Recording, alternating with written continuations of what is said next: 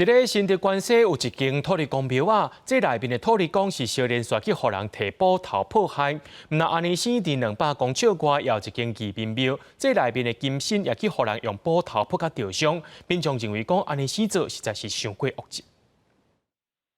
监视器翕到这个查甫人看起来无个样，后一秒竟然举宝头就对身上扑落去，身上的头顶明显起一角。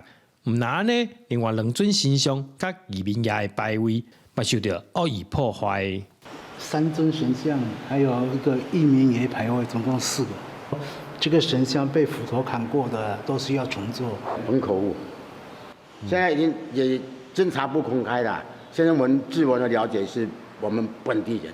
这间在地有100年历史的义民庙，是民众常常来参拜的信仰中心。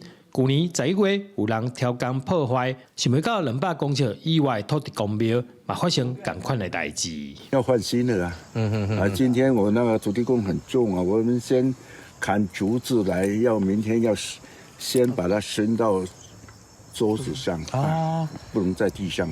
警方接到报案，已经对监视器画面锁定对象，通知有相关的人到案说明。2间庙敢是同一个人犯案？